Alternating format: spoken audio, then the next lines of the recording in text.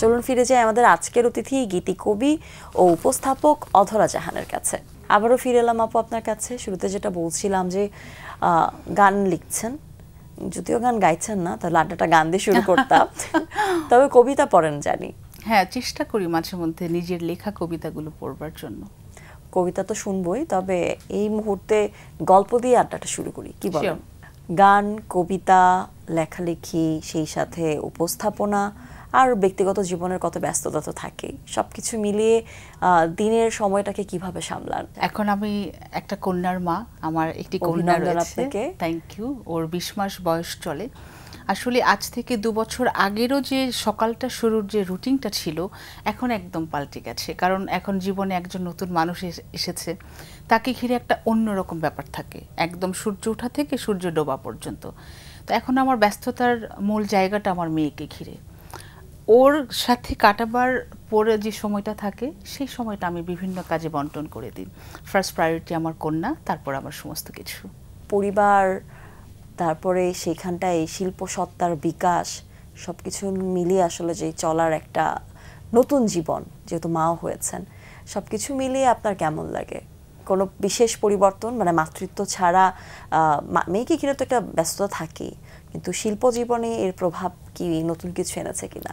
এখানে আমার ক্ষেত্রে খুব পজিটিভ একটি পরিবর্তন এসেছে। আমি আমার অনেক কলিগসদেরকে দেখেছি যে মা হয়ে যাওয়ার পরে তারা কাজ থেকে অনেকটাই সরে যায়, অনেক সময় অনেকের এনার্জি লস হয়ে যায়, টাইমিংয়ের সাথে ম্যাচ করতে পারে না। বাট আমার যেটা হয় যে কাজটা আমি করব না বলে ঠিক করেছি, তখন আমার মনে হয় কি যে আমার মেয়ে বোধহয় আমাকে পেছন থেকে ধাক্কা দিচ্ছে, মাম্মি যাও তুমি এটা করো, ওর সাথে গল্প করে করে, ওর সাথে খেলতে খেলতে আমি সেই কাজটা করে ফেলি।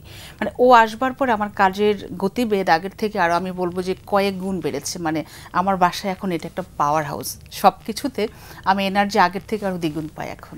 মাতৃত্বকালীন সময় কতদিনের বিরতিতে ছিলেন?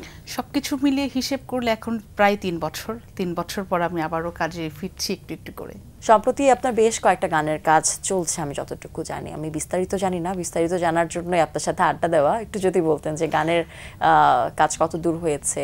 বাংলাদেশ বেতারে চলছে 2টো গানের কাজ, আর আধুনিক গানের মধ্যে আমার ভীষণ পছন্দের শিল্পী আঁখি আলমগীর আপুর সাথে আমার একটি কাজ চলছে।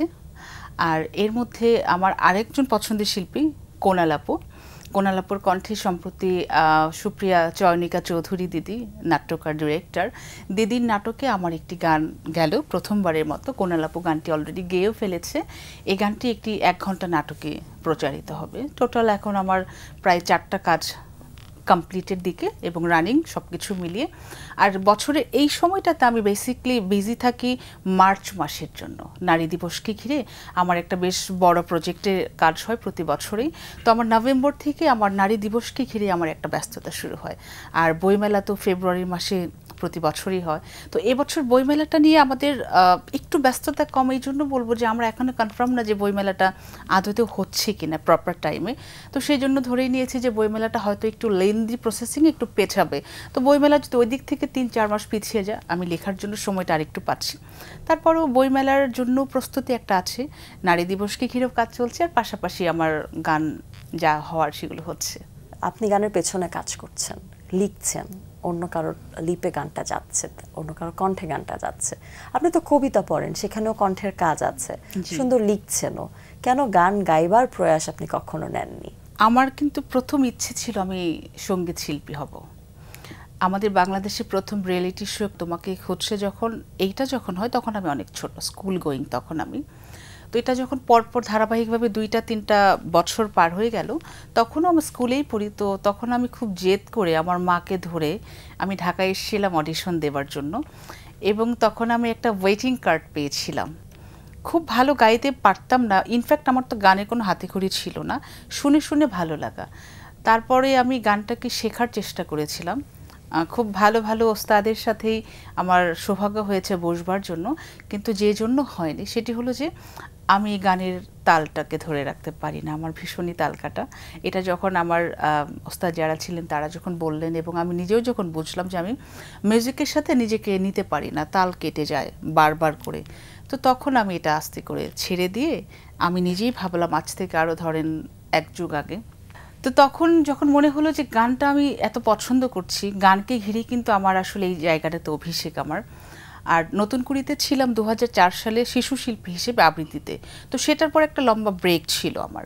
তো গান গাইবার জন্য যখন একটা গ্রামের কাদামাটি শরীরের গন্ধ নিয়ে একটা মেয়ে অডিশন দিতে চলে এলো, গানে হাতে খড়ি ছাড়া একটা কনফিডেন্টের জায়গা নিয়ে মাকে ধরে নিয়ে চলে এলাম, তখন আমার কাছে মনে হলো আজ থেকে এক যুগ আগে, আচ্ছা ঠিক আছে গানটা তো গাইতে পারছি না, ইটস ওকে, কিন্তু আমি গানের মানুষদের সাথে কাজ করব, কোনো না কোনোভাবে গানে আমি থাকবো। তখন আমি গানটা লেখার জন্য চেষ্টা করলাম, কারণ আমি ছোটবেলা থেকে কবিতা লিখে স্কুলে যখন পড়তাম তখন থেকে আমি আমার লেখা কবিতা পড়ে আমি বিভিন্ন প্রোগ্রামে আবৃত্তি করতাম। তো লেখালেখির একটি অভ্যাস তো তখন থেকে ছিল। তো আমার টিচার্স যারা ছিলেন অনেকেই বলতেন যে তুমি তোমার মানে ছন্দের জায়গাটা তোমার অনেক সুন্দর, তুমি কবিতার পাশাপাশি ছড়া গানও লিখবা মাঝে মধ্যে, সেগুলো আমরা আমাদের বাচ্চাদেরকে দিয়ে গাওয়াবো।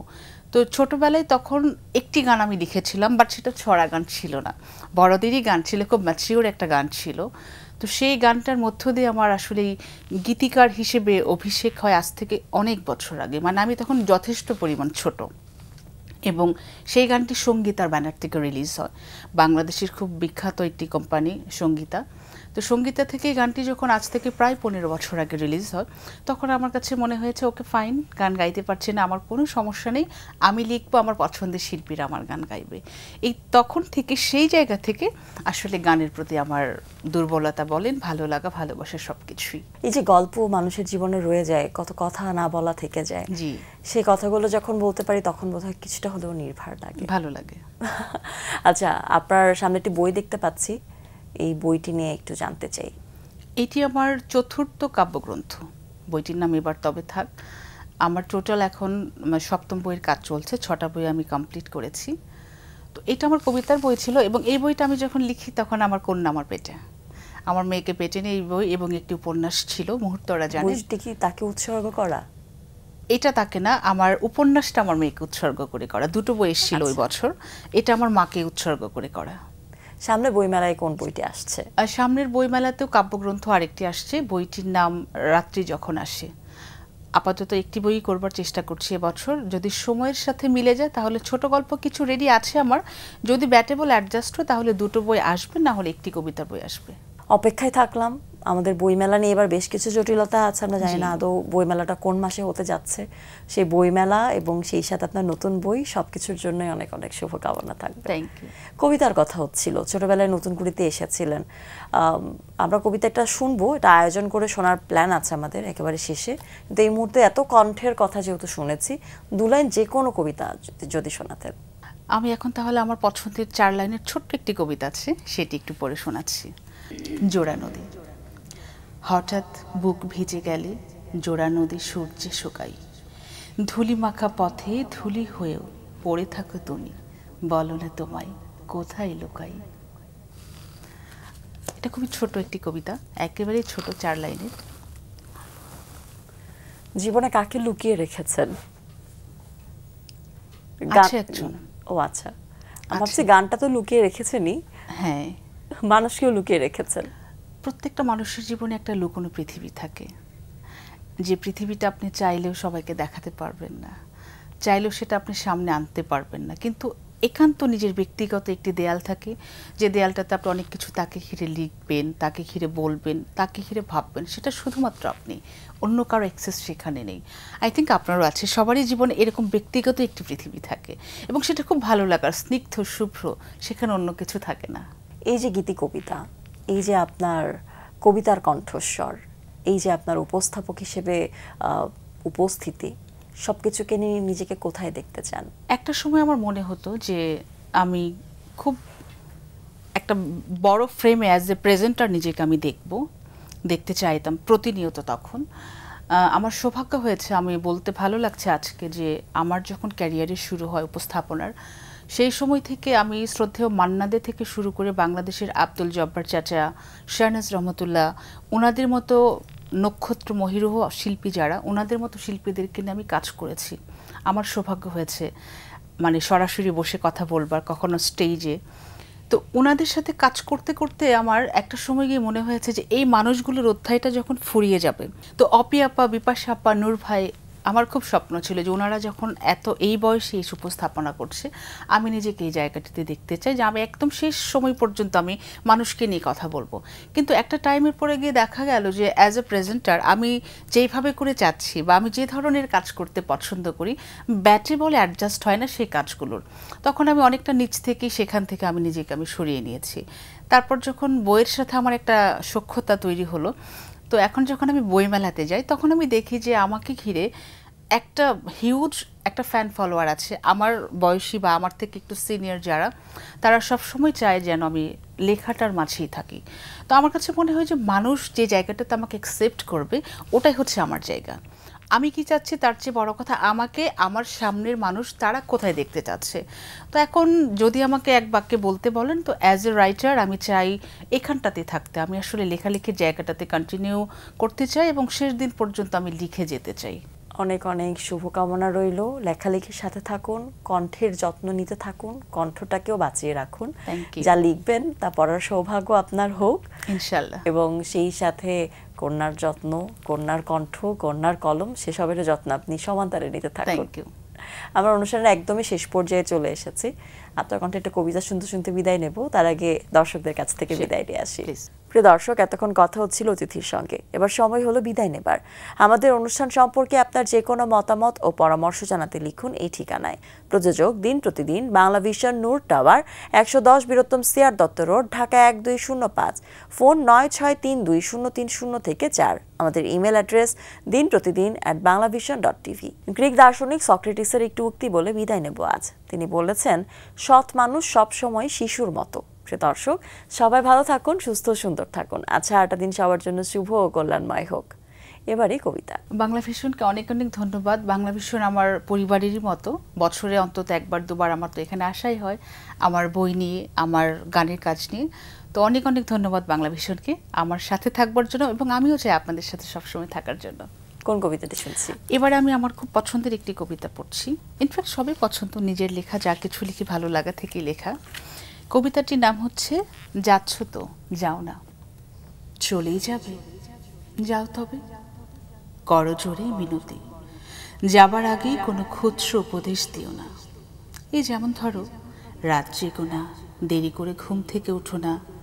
শুকনো লঙ্কার সাথে ঘানি ভাঙা সরিষার তেল দিয়ে পেঁয়াজ কুচির ভর্তা তোমার খুব প্রিয় খাবার, তবে বেশি খেলে শরীরের জন্য ভালো নয়। তুমি যখন সকাল সন্ধে আমায় ছুঁয়ে ছেনেছিলে, তখনই ওসবের তোয়াক্কা করিনি।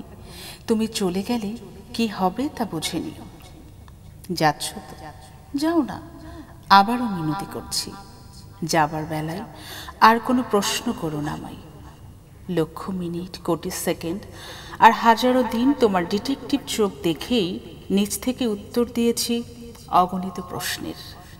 তুমি সেগুলোকে খুব সহজ ভেবে গুরুত্বহীন বাক্স পেট্রায় বন্দী করে মরিচা ধরা চাবির গোছাটা তুলে দিয়েছ বড় অনাদরে ফেলে রাখা আমার কম্পমান বোবা হাতে।